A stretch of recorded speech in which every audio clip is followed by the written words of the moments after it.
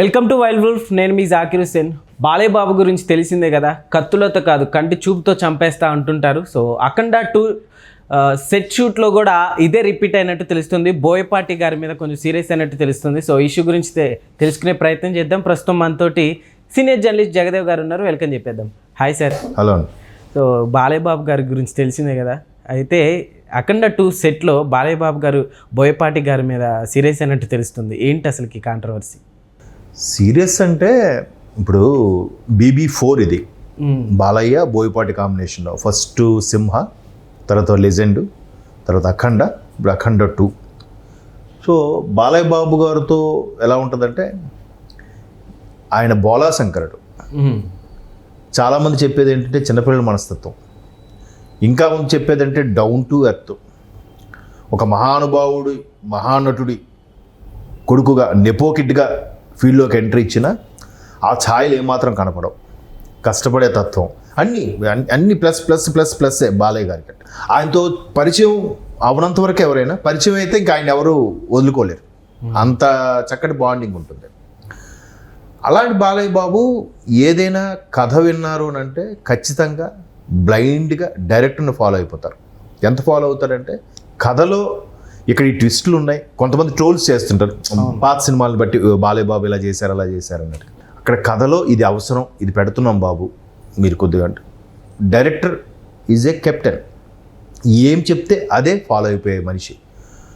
So అంత పక్కాగా ఉంటాడు మనిషి, నెక్కచ్చిగా ఉంటాడు ఆయన. ఆయన షూటింగ్ లేని టైంలో కూడా ఆయన సినిమాకి ఆ రోజు ఆయన షూట్ లేకపోయినా ఇంట్లో ఖాళీగా ఉండడు.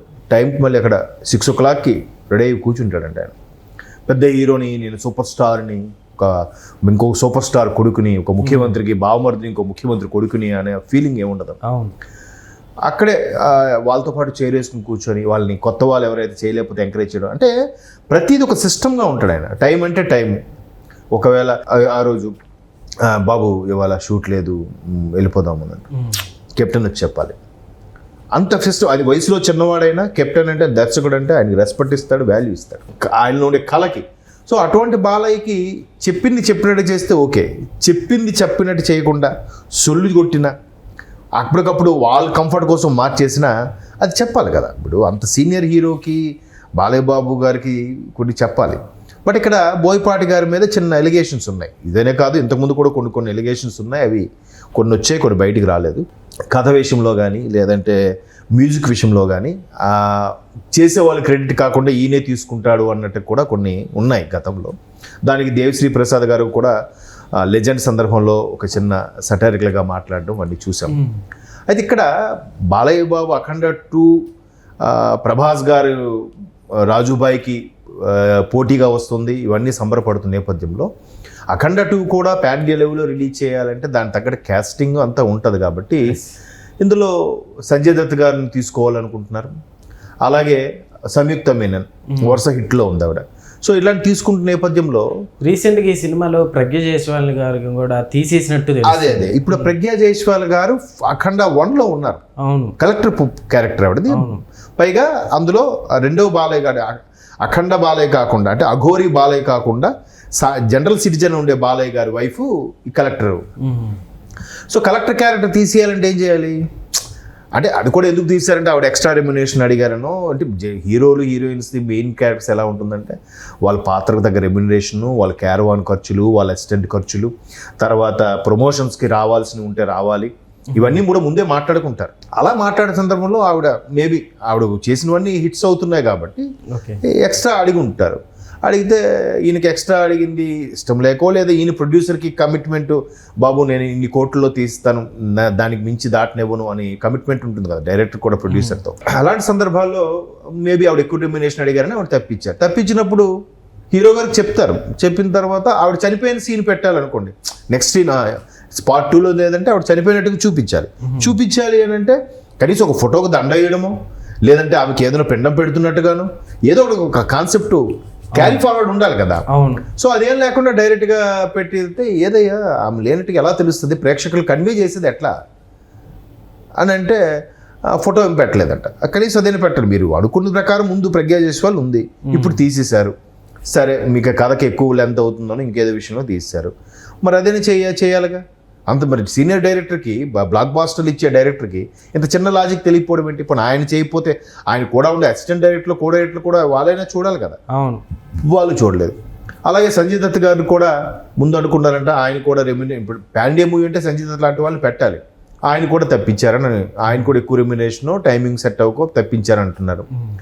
జగపతి బాబు గారు ఉన్నారు, ఆల్రెడీ ఫస్ట్ వాళ్ళలో కూడా ఉన్నారు, ఇప్పుడు 2లో కూడా వస్తున్నారు. సో ఇక్కడ ఇప్పుడు కొంచెం బరువైన పాత్రలు పార్ట్ 1 క్యారీ ఫార్వర్డ్గా ఉండాలంటే చాలా వరకు ఆ ఇంపాక్ట్ ఉన్న పాత్రలు అనేవి ఉండాలి.